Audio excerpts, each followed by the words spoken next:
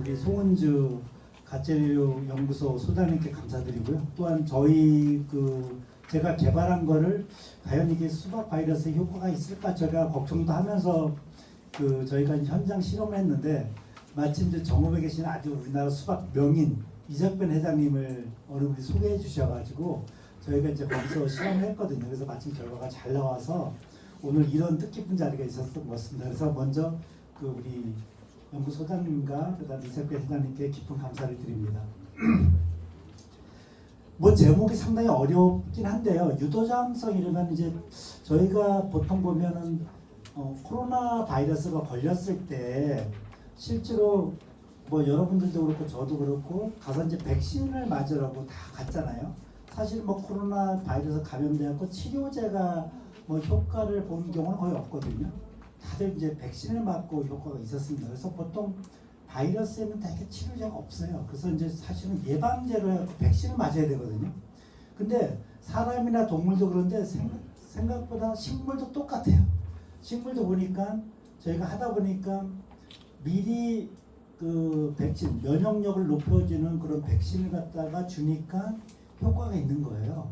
그리고 또 저희가 또 더불어서 식물체 해보니까 또 꽃이나 뭐 나중에 이제 뭐 참외도 저희가 보여드릴 건데 감염됐던 조직에다가 저희가 약제를 치면 새로 식물체는 좋은 게 뭐냐면 사람은 거의 성체가 이렇게 한번 형성이 되면 뭐 그렇다고 팔이 다시 나오거나 이러지 않잖아요. 그런데 식물체는 계속 자라잖아요. 계속 자라면서 줄기도 자라고 잎도 자라니까 밑에 감염되더라도 저희 약제를 치니까 새로 줄기하고 잎이 나오는데 거기는 바이러스가 감염되지 않은 거예요. 그러니까 이거는 약간 치료 효과라고 할 수 있잖아요. 그죠? 그래서 보통 보면은 기본적으로 예방적으로 하되 병에 걸린 것도 저희가 쳐보니까 일부 작물에서 치료 효과가 있더라. 이래서 저희가 이제 그런 걸 했고 마침 또 이석변 회장님 밭 때도 저희가 그래서 아예 예방적으로 처음서부터 이렇게 체계 처리 들어갔거든요. 그래서 이제 그렇게 했더니 좋은 결과가 나왔습니다. 그래서 이제 오늘 회장님과 그다음에 가채료 연구소장님께서도 현장을 한번 방문해 주시고 저를 이렇게 초빙해서 이렇게 명품 수박 아카데미에 제가 이제 강연자로 오게 된 것 같습니다. 저는 저에 대해서 먼저 설명을 하면 저는 뭐 서울대학교에서 이렇게 농학사, 석사, 박사 학위를 하고요. 그다음에 이제 한국화학연구원이라고 있습니다. 대전에 있는데요. 화학 관련돼서는 우리나라에서 최고 연구기관이거든요. 거기서 제가 한 18년 있다가 전남대학교에 제 친구분들이 좀 있어요. 근데 이제 저 고향은 제가 여기서 퀴즈 한번 내겠습니다. 아까 식사하면서 제가 말씀드린 적이 있는데 저를 맞히시면 답을 맞히신 분에게 저희가 제품 바이러스 약제를 하나 드릴게요. 제 고향이 어딘지 혹시 아시는 분 계실까요? 생각하신 분? 정읍. 참고로 강원도입니다. 강원도. 예. 정선? 양양? 정선에 가깝습니다. 양양은 좀 멀고요. 인제는 더 멀고요. 평창하고 정선하고 그 사이에 있습니다. 예. 조금 넘어가. 영월입니다. 영월. 가연님 우리 선생님께 사장님께 하나 들으실래요? 제가 강원도 영월이어가지고 제가 수박 농사는 안 지어봐서도 엔간 농사는 부모님 따라서 좀 해봤거든요. 근데 어쨌든 제가 강원도에 태어나가지고 그랬는데 지금 강원도하고 정반대인 대각선에 있는 이제 이 강주까지 오게 됐고요. 강주에 또 전남대학교 농생명학, 제가 원래 농생물학과 출신인데 이제 생물농약을 하다 보니까 우리나라 생물농약으로 가장 잘 연구하는 학과가 전남대학교 농생명학과 교수님이었어요. 그래갖고 이제 저를 몰아가지고 제가 좀 늦은 나이에 지금부터 한 12년 전에 왔었거든요. 그래서 제가 전남대학교를 이직한다니까 친구들이 난리가 난 거예요. 야, 대전에서 편하게 살지 왜 네 고향하고 아무 연고도 없는 강주를 가냐 이랬는데 저는 이제 출연연에 있으면은 화학연구원 있으면은 좀 이렇게 연구 제약을 많이 받습니다. 그때 제가 이제 농업 쪽 하다 보니까 화학연구소는 이제 뭐 의학도 하고 뭐 배터리도 하고 지금 막 잘 나가는 분야를 많이 하거든요. 근데 어떤 분이 와가지고 6년 동안 제가 하는 연구를 못 하겠어요. 그래갖고 제가 그때 암이 걸렸어요. 신장암이. 그래갖고 신장 하나가 없습니다. 지금 오른쪽이. 그래서 떼놓고 그러다가 이제 좋은 원장님 모셨는데 아무래도 이게 또 원장님이 바뀌면 제가 못할 것 같아요. 그 이제 대학교에 가면 이제 자유롭게 할 수 있잖아요, 그죠? 그래갖고 제가 전남대학교로 와가지고 막 대학원생 20명씩 막 데리고 있으면서 대학원생 20명이면 보통 한 개과 교수님들이 데리고 있는 대학원생하고 똑같거든요, 숫자가. 그 정도로 열심히 했습니다. 그래서 이제 그 생물농약 많이 연구를 하다가 제가 한 거는 꿈이 뭐였냐면 우리나라에서 만든 화학농약은 일부 판매를 하고 있지만 대부분 농약은 다 외국에서 개발한 거 수입을 해서 쓰거든요. 근데 이제 제 목표는 생물농약을 평생 하는 사람이 똑똑한 생물농약 만들어 갖고 한번 수출을 해보자. 그래서 하다가 저기 보면 이제 뭐 네마풀이 뭐 천공탄 이렇게 만들었고 제가 만든 걸 가지고 회사에서 개발도 했는데 수출이 안 되는 거예요. 그래서 그러면 직접 만들자라고 제가 2020년에 만들었습니다. 만들어서 지금 정읍에 이렇게 공장이 있고요, 회사가 있고 연구실도 있고 식물체 키우면서 이렇게 실험하고 있습니다. 그래서 저희 보면은 이제 저를 포함해서 박사기 5명, 석사기 5명, 학사기 6명. 이 정도 되니까 정읍에서 좀 약간 난리가 났습니다. 왜냐하면 정읍에 있는 많은 기업체가 있지만 이렇게 벤처기업에서 좀 고학력자도 있고 나름 좀 사람들이 있다 그래서 좀 저희들이 열심히 하고 있습니다. 근데 아직 뭐 매출이 얼마 없죠. 그래서 저희가 이제 뭐 이런 연구를 많이 했습니다. 그래서 저도 뭐 나름 상도 받고 논문도 국제전에를 한 200편 이상 쓰고 이러면은 옛날에 보면 이제 막 전 세계적으로 탑 1% 들어가냐 2% 들어가냐 이런 거 막 평가가 나온 적이 있어요. 그러면 제가 이제 탑 1%에 들어가는 적도 있고요. 그래서 이제 그런 일을 했었다는 얘기고요. 그래서 저희가 이제 창업을 해서 이렇게 이제 뭐 제 돈으로 이제 공장 지을 수 없잖아요. 그러니까 이제 저희 기술을 보고 투자사들이 이제 투자도 하고 해서 투자 받아서 그리고 이제 상도 저희가 좀 이것저것 대회 나가서 상도 받고 이래서 이제 했고 마침 저희가 정읍을 왜 하게 됐냐면 정읍에 그 첨단 과학 산업단지가 있어요. 거기에 특히 그 미생물 농업 미생물 산업화 지원 센터가 있거든요. 근데 이제 저희 공장에도 이제 미생물 필요한 배양기나 이런 거 다 줄 수 있지만 또 없는 게 있잖아요. 그래서 이제 그 센터에 있는 걸 좀 옆에서 쓰고 그다음에 거기는 아무래도 미생물 사업체가 많거든요. 그래서 유사한 미생물 업체들이 있으면 좀 도움을 받을까 해가지고 도움을 줄 수도 있고요. 그렇게 있고 또 개인적으로는 전남대학교하고 거리가 가깝습니다. 그러면서도 이제 그 산업단지 토지 가격도 좀 싸고 전 강주에 비해서 그래서 그렇게 이사하게 됐고 그래서 저도 지금 집이 어디냐면 전북 정읍시 그 공장 바로 옆에 아파트에 살고 있습니다. 제가 뭐 사실 저는 이제 저희는 개발한 거를 가지고 사실 다양한 작물에다가 적용을 하거든요. 그래서 요번에 이제 수박 우리 회장님하고 하면서 저도 이제 수박에 대해서 좀 공부를 했습니다. 그리고 또 여기 또 명품 수박 아카데미에서 강의를 하라니까 제가 또 공부 안 하면 안 되잖아요. 그래서 찾아보니까 뭐 제가 워낙 여름에 이제 수박을 좋아하기도 하고요. 우리나라 가장 대표적인 수박인 거죠. 근데 재배 면적을 봤더니 좀 통계 처리해보니까 이게 한 14,000헥타르 정도 되더라고요. 우리나라에. 그리고 연간 한 47만 톤 정도 나오고 주요 재배지는 뭐 성주, 고흥, 그 다음에 이제 전북으로 보면 이제 고창, 부안, 빈제, 정읍 이렇게 있고 경제적 가치를 보니까 수박이 가장 고속 작물 중에 하나더라고요. 그러니까 여기 계신 분들은 제가 보기에는 거의 제가 보기엔 한 80% 이상이 저보다는 부자일 거다 이렇게 생각을 하고 있습니다.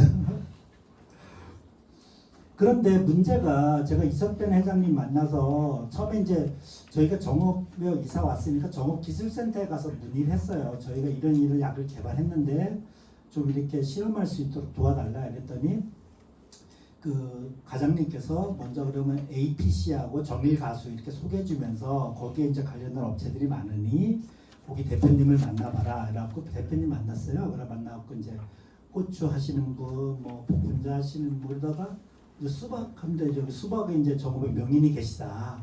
그래갖고 대표님이 이제 이석변 회장님을 소개해 주셔갖고 저희가 작년 8월달에 찾아뵀어요. 그랬더니 회장님께서 딱 말씀이 내가 수박 농사를 이렇게 50년 이상 했는데 다른 병은 다 자기 이 회장님께서 잘 방지할 수 있는데 바이러스 병만 안 된다. 근데 네가 바이러스병이 효과 있다고 하니 그러면 내년 올해 2월 달부터 새로 들어갈 때부터 해보자. 그래서 제가 바이러스 병을 찾아보니까 실제로 우리나라가 수박의 바이러스가 이렇게 4%에서 한 10% 정도인데 매년 이렇게 증가하고 있어요. 그 얘기 뭐냐면 지금 2024년 5년 되면 이제 점점 더 커진다는 얘기거든요. 그래서 이게 뭐 여기 계신 사장님뿐만 아니라 아마 여기 계신 사장님 다 그럴 텐데 다른 병이나 해충 같은 거 다 화학농약이나 만약에 간행농법을 하시면 화학농약으로 충분히 커버를 하실 수 있을 것 같은데 아마 바이러스병은 안 될 것 같아요. 그래서 바이러스 보니까 실제로 이렇게 뭐 병이 나면 이 열매도 이제 문제가 생기고 이래서 이제 상품성이 전혀 없어지죠, 그죠? 그래서 그리고 전라북도의 수박 재배 현황을 보니 한 4,500헥타르고 12만 5천 톤 정도 나오고 그 다음에 한 경제적 가치가 거의 1,850억, 거의 2천억 정도 되더라고요. 그리고 주요 지역은 이제 앞에서 설명한 대로 고창군, 부안군, 김제시, 정읍시가 되고요. 그 다음에 이제 또 봤더니 일반 대형 수박도 하고 애플 수박도 하고 요번에 회장님 하셨던 씨 없는 수박 이렇게 씨 없는 수박도 하고요. 근데 씨 없는 수박 보니까 보통 이제 6 내지 8kg 중형인데 회장님께서 막 10kg까지 이렇게 키우셔가지고 판매를 하시더라고요. 그 다음에 한 12브릭스 이상 되게 나가고 이렇게 나오고 그 다음에 이제 판매를 하시고 그다음에 최근에 봤더니 수박이 이제 많이 기술이 혁신이 이루어졌는데 뭐 전목별은 대부분 다 전목별을 사용하시니까 사실은 옛날에 전목별을 사용하지 않을 때는 그냥 뭐 토양에 있는 뭐 덩굴조림병이나 풋마늘병 이렇게 많이 났는데 지금 이제 호박으로 대목을 써서 대부분 이제 그런 병은 안 나고 제가 배웠던 때하고 좀 다른 병들이 막 나더라고요. 그리고 이제 유기농 제법도 확립이 돼 있고 요새 이제 간수가 워낙 스마트하게 이제 워낙 연구가 많이 돼 있어서 아마 여기 재배를 잘 하시고 계신 것 같고 이제 환경 제어도 많이 노력을 하고 있고 제가 여기 시험장 조금 전에 와가지고 그 연구소장님하고 들러봤어도 막 지금 또 약액 수경 재배 하는 거 하면서 한 비닐하우스 안에 그러니까 4개씩 이렇게 4골씩 해서 막 수직으로 이렇게 3차원 공간을 활용해서 단위 공간에서 더 많은 수박을 재배하는 그런 기술을 개발하고 계시더라고요. 그런 거 깜짝 놀랐거든요. 그 다음에 이제 안에 비닐도 이렇게 걷고 여는 데 있어서 그 장치도 여기 있는 연구사분이 그걸 개발했다고 하더라고요. 그래서 와 이렇게 시험장에 국가에서 하는 그런 시험장이 그런 연구도 많이 농가 현장에서 일손을 덜고 효과적으로 실험하고 환경을 잘 제어할 수 있도록 많은 연구를 하는구나 이렇게 새삼 느꼈습니다. 그리고 유통을 봤더니 뭐 그 회장님 거는 주로 이제 뭐 백화점 쪽으로 많이 나간다고 하시더라고요. 워낙 명품 그거니까. 그렇지만 이제 대부분의 경우 지역 농협이나 뭐 가락시장이나 이런 식으로 나가는 걸로 돼 있고요. 자 여기 보면 제가 이제 원래 식물병리학이 제 전공이거든요. 그러니까 식물병에 대해서 제가 조금 알아요. 그래서 이제 수박에 주로 나는 병을 봤더니 이제 수박 탄자병. 이게 이제 곰팡이병이잖아요, 그죠? 그래서 뭐 잎에도 나고 과일에도 나는데 이거는 사실 곰팡이병이라 그냥 화학농약을 잘 치면 물론 이 병은 이제 고온 다습해서 나는 병이니까 그런 환경 조절도 좀 중요하겠지만 그 초기나 이렇게 때 화학농약을 잘 치면 그래도 효과적으로 방지할 수 있는 병이고요. 그다음에 이제 덩굴마름병. 이건 제가 배울 때는 없었던 병이거든요. 근데 이제 대목 쓰면서 그러면서 최근 환경이 바뀌면서 새로 나는 병인 것 같고요. 이것도 이제 곰팡이병이니까 당연히 화학농약, 살균제를 잘 치면 방제가 됩니다. 근데 이제 역병과 녹음병은 뭐 여러분도 아시다시피 이제 곰팡이지만 이거는 저희가 전문가적 입장에서 보면 약간 곰팡이, 진균, 진짜 곰팡이 아니라 이건 약간 유사 곰팡이 병이거든요. 그래서 이제 요건 약이 좀 다르죠. 일반 진짜 곰팡이 잡는 거하고 좀 병이 다르고 대신에 이제 농약 사용 집진서에 보면 다 나와 있으니까 등록된 약제가 있으니까 그런 약제를 치시면 효과가 있는데 요거는 이제 급속히 이제 시들어 죽는 거죠. 요거는 사실 그 땅 속에서 나는 거라 뿌리져서 나는 거라 좀 방제가 만만치는 않은 병이죠. 그리고 요거는 이제 잎에서 나는 병인데 요거는 좀 약간 저온 차가울 때 나는 병이라 이런 것도 좀 그런 뭐 경험이 워낙 많으시니까 이제 요때쯤 요게 나오겠다 싶으면 이제 미리 쳐주시면 되는 거죠. 그다음에 이제 생리장애도 있고 이런 것도 있고 이런 거는 뭐 저보다는 여기 계신 분들이 훨씬 잘 아실 거라 생각하고요. 그다음에 이제 바이러스입니다. 바이러스 병은 제가 오늘 이제 바이러스 어차피 약을 소개하면서 방제 방법을 소개하니까 바이러스에 대한 특징을 좀 더 설명을 해드리겠습니다. 그래서 바이러스 보면 일반적으로 뭐 모자이크 바이러스로 대변되긴 하는데 잎에 이제 모자이크 모양으로 이제 막 찍히죠. 찍히고 물론 계저가 일어나기도 하고 바이러스 종류가 많은데 그렇게 됐는데 바이러스가 그 일반 그 세균이나 곰팡이 앞에서 나온 뭐 그런 그 탄저병이나 뭐 덩굴 마른병이나 역병이나 이런 거는 자기 혼자서 증식이 되거든요. 자기 혼자서 증식이 됩니다. 근데 그 이제 그렇지만 그럼 혼자 증식할 때는 영양분만 식물체에서 빨아먹고 자기 혼자서 모든 거를 증식할 수 있는 그런 유전자나 그런 능력을 가지고 있어요. 근데 바이러스는 본인이 스스로 증식을 못합니다. 꼭 기주에 그러니까 식물체면 식물체에 들어가서 식물체가 가지고 있는 여러 가지 그 효소라든가 이런 도구를 이용해서 자기가 증식을 하거든요. 바이러스는 실제로 물질로 보면은 바깥에 집은 단백질로 되어 있어요. 단백질로 되어 있고 그 안에만 이제 핵산이라고 이제 유전자가 있거든요. 그것도 아주 심플합니다. 그런데 이 증식이나 이런 거 하려면 다 식물체 안에서 살아있는 세포에서 증식할 수가 있어요. 살아있는 세포에서만 이렇게 증식할 수 있는데 그래서 보면은 바이러스가 그래서 지 혼자서 어디서 옮겨갈 수가 없어요. 물론 이제 식물체 같은 게 쭉 연결이 돼 있으니까 여기에 감염되더라도 그걸 타고 이제 갈 수는 있지만 가령 죄송합니다. 이렇게 식물체가 따로 있으시면 본인이 바이러스가 걸어갈 수 없거든요. 걸어갈 수가 없습니다. 그래서 반드시 주로 통하는 게 곤충. 예를 들면 가장 진딧물이 가장 대부분이거든요. 진딧물이 병든 식물체에서 이렇게 빨아먹으며 흡집하면 그때 바이러스가 들어왔다가 건강한 식물체에 가해하면서 전파하고 두 번째로 많이 하는 게 사람입니다. 사람이 이제 병든 식물을 작업하다가 손에 이렇게 묶거든요. 그러면 이제 건강한 식물체 가서 또 작업을 하면 그때 바이러스 같이 옮기는 거예요. 같이 옮기는 거거든요. 그다음 또 하나가 이제 보통 보면 겨울에 이제 식물체 말고 우리가 말고 이제 그냥 재배기간 아닌 중에는 주변에 있는 작물들이 있잖아요. 그런데 이제 또 바이러스가 감염돼 있기도 해요. 이제 밭가류에 들어간다면은 뭐 호박이나 수박 이렇게 있으면 여기 수박집에다가 수박 끝나도 옆에 호박 있으면 호박인데 가 있다가 또 벌레가 물고 오거나 아니면 사람이 호박 만졌다가 수박 만지면 또 감염되기도 해요. 또 아니면 종자, 아예 처음부터 이제 문제 있는 건 종자죠. 종자가 오염된 바이러스인 경우는 좀 큰 문제죠. 집단적으로 발병하고 막 그러거든요. 그래서 그런 게 있습니다. 그래서 특히 수박에 보면 찾아보니까 진딧물하고 담배가루. 근데 만약에 아무리 좋은 약을 치더라도 진딧물하고 담배가루가 계속 거기서 방제가 안 되고 있으면 예방을 하더라도 또 가면 얘가 계속 침입하고 이러기 때문에 방제가 잘 안 되더라고요. 그러니까 그런 매개층 관리를 잘 해주셔야 되고 그 다음에 조금 전에 말씀드린 저런 전복이나 농기구를 통해서 감염된다는 거죠. 그래서 수박 바이러스를 보니까 제가 교재문보다 더 찾아가지고 지금 한 6개 됐거든요.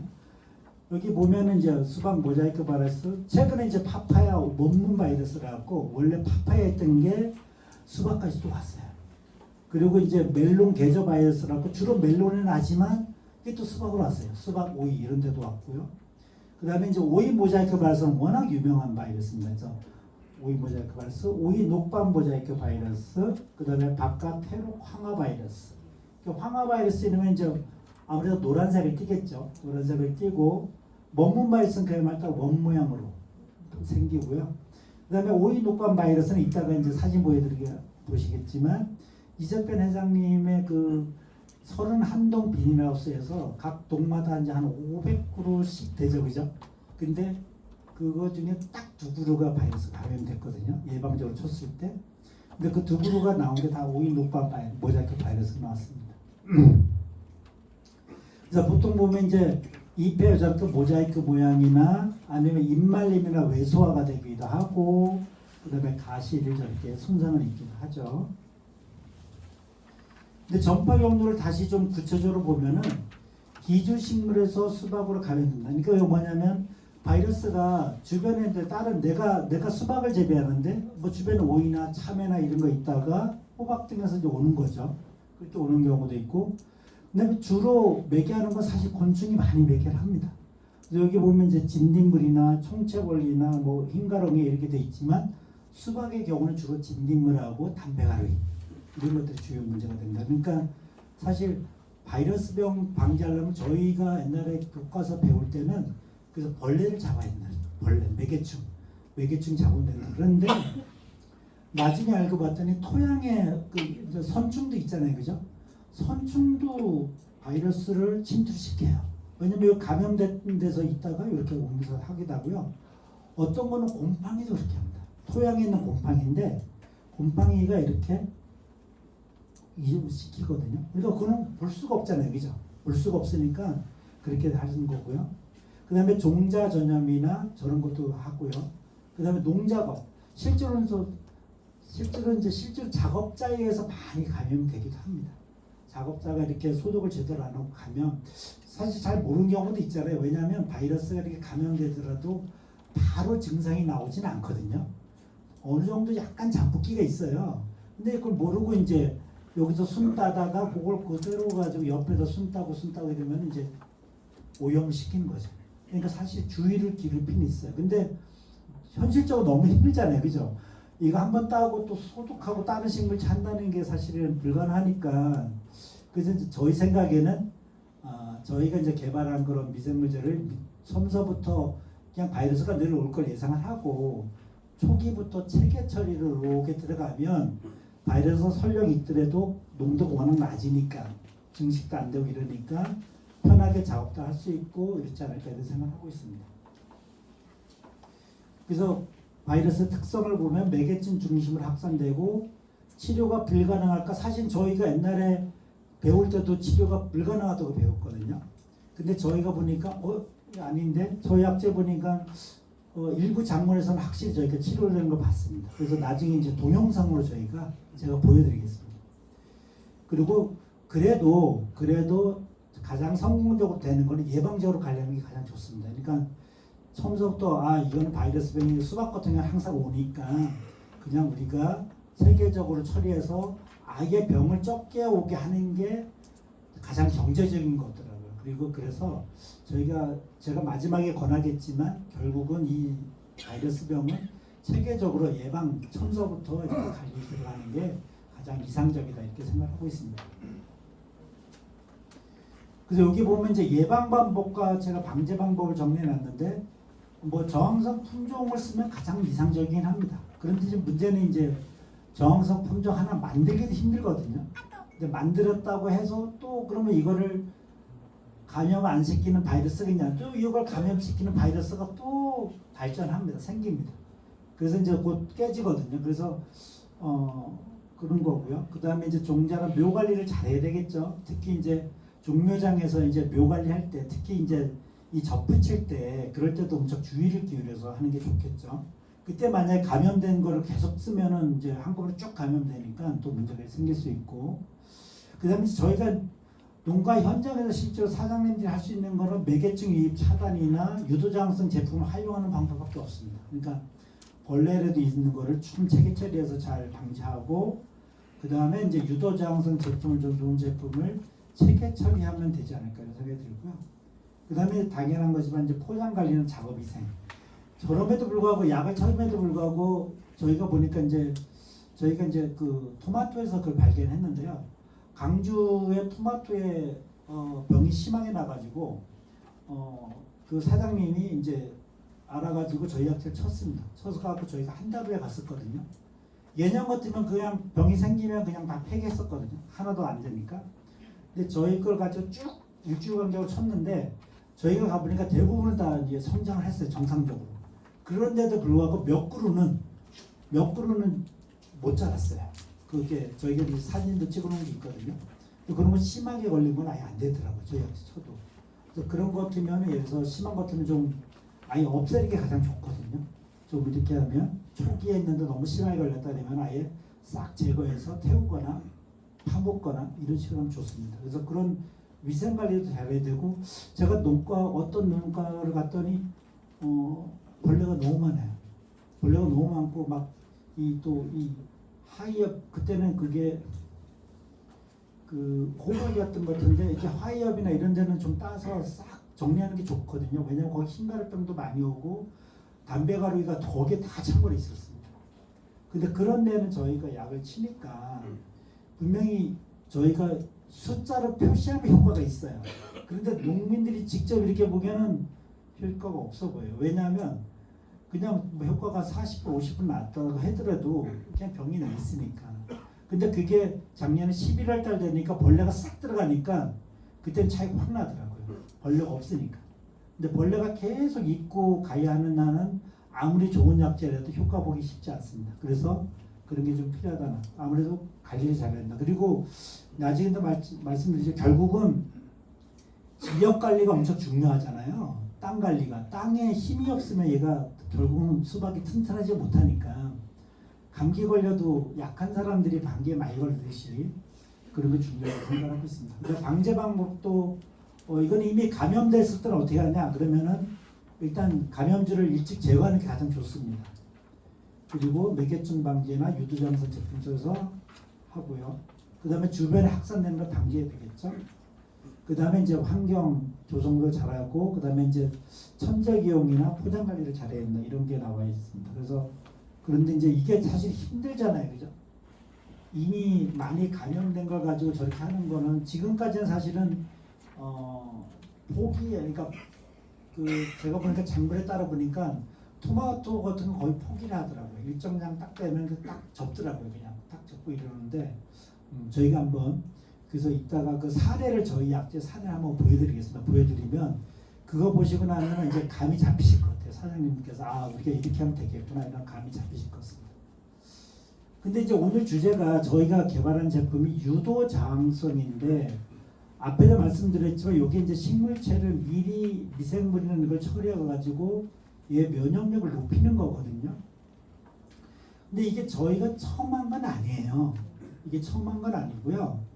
여기 보면 이제 유도정성이란 뭔가 나와 있는데 아까도 말씀드렸지만 식물에도 면역 시스템이 있어요. 그러니까 동물이나 사람하고 좀 다르지만 면역 시스템이 있고 그 다음에 유도정성 원리는 뭐냐면 특정 미생물이나 물질이 있으면 이게 자극을 받으면 여기 보면 전지 획득정성이 있잖아요. 이게 무슨 얘기냐면 만약에 우리가 약을 설령 약제를 여기만 쳤다고 하더라도 여기만 맞았다고 하더라도 식물체 내에서 신호가 전달이 돼서 전체가 다 면역력이 생겨요.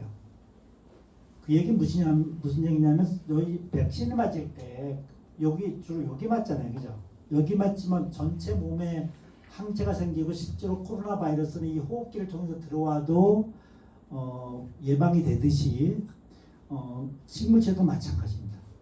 실제로 저희가 개발한 이 약제는 처음에는 저희가 소나무 제선충병을 예방하기 위해서 만든 제품이에요. 소나무 제선충을 근데 넓은 지역을 방지하려면 항공살포를 해야 되거든요. 그러면 이제 소나무 잎에다가 소나무가 이렇게 있으면 충분히 다 묻지가 않아요. 그러면 특정 부위만 붙고 이러는데도 불구하고 이 전체적으로 다 면역력이 생겨서 실제로 소나무 제선충이 감염되더라도 방지가 돼요. 근데 그걸 약제를 개발했는데 실제로 우리가 작물에다 해봤더니 바이러스병에도 효과가 좋아가지고 저희가 이제 이쪽으로 지금 강조를 하고 있는데요. 유도장성을 보면 처음에 이제 저희 미생물이 있으면 이걸 식물체 처리하면 식물체가 이제 이걸 읽습니다. 신호를 읽습니다. 읽고 나서 신호가 전달이 되죠. 그러면 방어 관련된 호르몬이나 유전자가 쫙 떠요. 유전자가 뜨고 물질도 만들고 그래서 면역 시스템이 강화되고 그래서 바이러스 복제나 이동 억제가 됩니다. 그래서 이제 효과가 있는 거고요.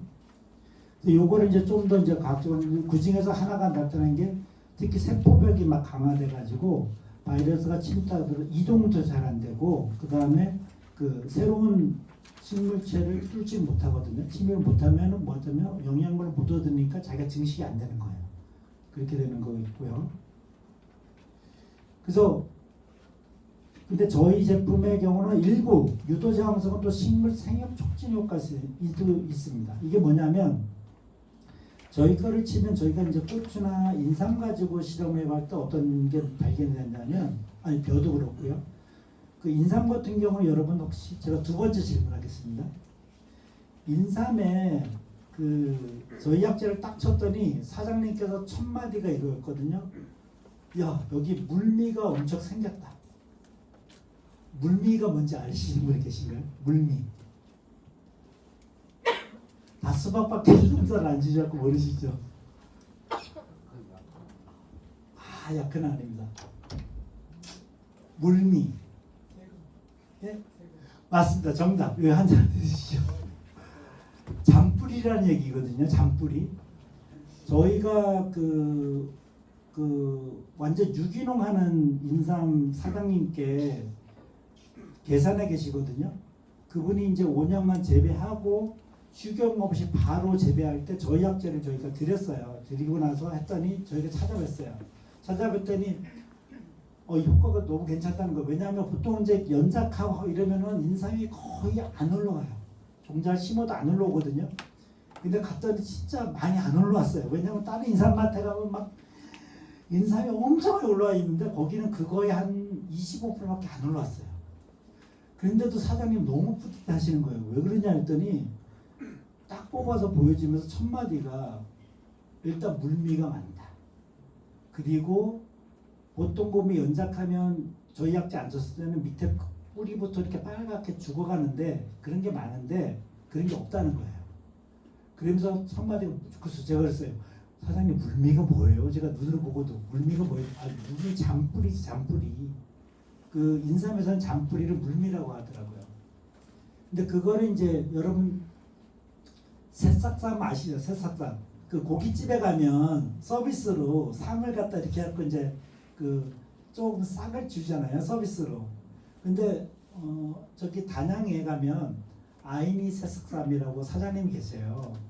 그분 전남대 84과서 님이신데 그분이 아이니 새싹만 해가지고 1년에 10억 이상 매출 올리거든요. 근데 그분한테도 저희 약재를 좋았어요. 들여봤더니 어느 날 전화 왔어요. 교수님 와보시라고 와서 촬영하라고. 왜요? 그랬더니 갔더니 똑같이 물미가 엄청 많이 났다고. 근데 그게 물미가 많을수록 인삼은 가치를 엄청 높게 치인대요. 그래서 이제 저희가 들어가고 있지 인삼조합에도 다 들어가고 있거든요. 그리고 저희가 고추나 벼에서도 봤는데 저희 걸 치면 식물 생육이 촉진됩니다. 촉진되고 그 색깔이 저희는 이제 그 색깔 있잖아요. 녹색. 그 색깔이 진해지거든요. 그게 뭐냐면 이제 저희는 이제 그 강화합성에 필요한 클로로필이라는 게 있어요. 그게 많이 생성이 되는 거죠. 그래서 많이 생겨서 식물도 생육 촉진되고 그래서 커져요. 열매도 커지고 수확량도 많아지고요. 그런 효과도 있습니다. 근데 지금까지 유도정성 하면 전례적으로 전통적으로 보면 키틴, 뭐 개껍질 같은 거 있잖아요, 그죠? 그런 거가 효과도 있었고 버섯이나 베타글루칸이나 아니면 식물 추출물도 효과가 있었고 미생물이나 미생물들 효과가 있다는 게 많이 보고는 돼 있어요. 이거는 이제 유도정성이라고 하면 이거는 뭐 바이러스 병에 한정된 건 아니고 기타 많은 병에 다 한정돼서 넓게 보는 거고요. 근데 그 중에서 저희가 이제 식물 바이러스성 방제에 효과가 있는 거라서 유도저항성 미생물을 발굴하게 되었고 기존의 미생물들 중에 유도저항성 있는 바실러스 효과 있다고 보고되어 있는 거는 뭐 바실러스, 슈도모나스, 그다음에 트라이코더마, 뭐 마이코라이즈 이런 게 있는데 요거는 이제 세균이고 진균이거든요. 이렇게 있는데 저희 거는 요 바실러스에 들어갑니다. 바실러스가 좋은 게 뭐냐면 많은 세균들 중에 바실러스는 그 보통 이제 수박이 보면 수박이 있고 그 안에 종자가 있잖아요, 그죠? 그러면 이제 수박을 상온에 내비두면 수박 겉에 가육은 다 썩어도 종자는 안 썩잖아요, 대부분. 뭐냐면 이 종자가 엄청 그 내성이 크거든요. 마찬가지로 세균들 중에도 바실러스균은 그런 씨앗 같은 걸 만듭니다. 그럼 얘는 환경이나 뭐 온도나 그다음 pH 이런 거에 엄청 내성을 지내서 엄청 오랜 기간 갑니다. 오랜 기간 가는데 보통 미생물 농약하면은 보통 액체로 돼 있으면 한 6개월도 못 가거든요. 보통은 못 가는데 저희 제품은 3년 갑니다. 3년. 현재까지 3년을 놔둬도 괜찮습니다. 그 정도로 저희가 안정적인 걸 했고요. 그렇다고 모든 바실러스가 다 액체로 만들었는데 3년간이 안 그렇습니다. 저희가 바실러스는 바실러스인데 다른 미생물이라고 저게 있는데요. 그걸 가지고 저희가 했을 때 처음에 6개월도 안 갔습니다. 근데 저희가 그래서 그 튼튼한 그 포자를 그러니까 그 씨앗을 만들기 위해서 저희가 한 6개월 이상 연구를 해니까 나중에 이제 튼튼한 걸 만들어서 한 3년 가더라고요. 그래서 지금은 이제 두 가지 제품 다 액체임에도 불구하고 3년 가거든요. 이게 3년 가는 게 중요한 게 왜 중요하냐면 우리나라만 있을 때는 크게 문제가 안 돼요. 왜냐하면 어차피 지금 막 생산해가지고 빨리빨리 팔고 또 그 농민들이 바로바로 써버리면 문제가 안 되는데 만약에 수출을 한다. 그 수출을 한 다음에 여기서 만약에 저희가 이제 브라질 수출하려고 하거든요. 지금 실제로 하려고 하고 있어요. 그럼 이제 가는 데만 한 2달, 3달 걸리거든요. 근데 이게 적도를 지나가면 또 엄청 온도가 높잖아요. 그러니까 이제 3년 한강을 만들면 의미가 없어지는 거예요, 사실은. 그래서 그런 것 때문에 저희가 그런 거고요. 그래서 저희가 어쨌든 저희가 개발한 오늘 말씀드린 것도 이 중에 바실러스를 가지고 저희들이 개발을 했다. 그런 얘기고요. 그 다음에 이제 대표적인 미생물이 바실러스 속이 있고 슈도모나스가 있고 트라이코더마 이건 곰팡입니다. 이런 속이 있고요. 근데 지금까지 나온 걸 저희가 문헌 리서치 해보면 이 바실러스 균주 가지고 수박 모자이크 바이러스를 해서 한 65% 정도 효과가 있는데 이건 종자처리입니다. 종자처리. 그 다음에 트라이코더마가 이건 곰팡이거든요. 곰팡이인데 이거는 또 오이 모자이크 바이러스 할 때는 한 58%. 이건 토양 처리인데 이제 토양 간주했다는 얘기거든요. 토양 처리. 그다음에 슈도모나스인데 요거는 이제 찌끼니 호박의 황화 모자이크 바이러스거든요. 요거 한 70% 정도. 요건 연면살포 있습니다. 연면살포 이런 보고가 있고요. 그다음에 마이코라이저라고 곰팡이입니다. 곰팡이인데 요거는 이제 여러 가지 바이러스가 가렸는데 요거 한 45%. 정식점 처리했을 때 이렇게 효과가 있다는 보고가 있습니다. 근데 이제 보면은 40 내지 한 70%까지 하는데 뭐 75%나 이렇게 이상 되는 건 없잖아요. 그죠? 그래서 그런 게 좀 그렇고요. 근데 이제 어떤 논문에 봤더니 이 효과가 좋은 바실러스하고 이 세 가지 각각 뭐 한 60%, 58%, 뭐 50% 이렇게 나오는데 요걸 복합 처리했더니 한 80% 정도 나온다 이런 부분이 있어요. 75에서 80%. 근데 이제 여러 가지를 복합 처리하면 아무래도 이제 비용적인 문제도 있고 이런 게 있죠. 그래서 이제 단일 제품을 저렇게 만드는 거 과연 가능할까 그런 게 있죠. 요거는 이제 우리랑 유사한 그건데 제품인데 요거가 제가 실제로 실험해 보니까 오이 모자이크 바이러스를 어떻게 실험하냐면 먼저 이 미생물을 처리합니다. 제품을 먼저 옆면 식물체로 처리한 다음에 오이 모자이크 바이러스를 감염시키고 그 다음에 이제 30일에 보거든요. 그러면 이제 처리하지 않은 거하고 처리한 거 중에 이제 눈으로 봐서 얼마나 병이 났는지 비교해 왔더니 한 68% 정도 억제하더라 이런 보고가 있습니다.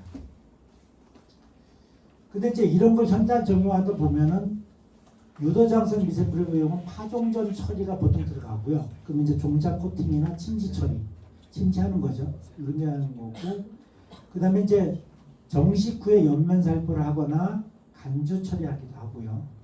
그 다음에 이제 시기별 맞춤 처리하기도 하고. 근데 저희 학자는 좋은 게 간주 처리 굳이 안 해도 연면 처리만 해도 된다는 겁니다. 물론 이제 나중에 저희가 정식할 때나 이런 거 할 때는 이제 침지하라고 하고.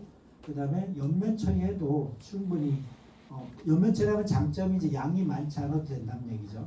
양이 많지 않아도 되고 그 다음에 특히 이제 유효 단계에 있때는 아무래도 식물체가 짜니까 약치는 양도 없는 소량이거든요. 그래서 실제로 드는 약재 비용이 이렇게 비싸진 않습니다. 그래서 그때는 소량씩 줘도 된다는 얘기고 그렇습니다. 그래서 저희가 이제 효과를 올릴 방법에서 60%에서 한 75% 올리는 게 필요하지 않느냐 이런 생각이 들고 아직까지 미생물에 의해서 유도장성 미생물에서 어떤 바이러스가 저항성이 생겼다는 보고는 하나도 없어요. 그러니까 약제된 저항성 생긴 가능성이 없고요. 그다음에 품질 개선이 보통 한 60% 정도 효과가 있으면 한 30% 정도가 품질 개선 효과가 있는데 저희가 목표하는 건 한 75% 효과가 있으면서 한 40% 이상 품질 개선하는 걸 저희가 이제 목표로 하고 있습니다. 그래서 이제 보다 우수한 제품을 만들기 위해서 저희가 노력을 했고, 그래서 이제 이 제품이 나왔는데요. 이어서 바로 할까요? 약간 휴식하면서 할까요? 쉬었다 할까요? 네, 그러면 쉬었다가 8시에 다시 그러면 2부 하겠습니다.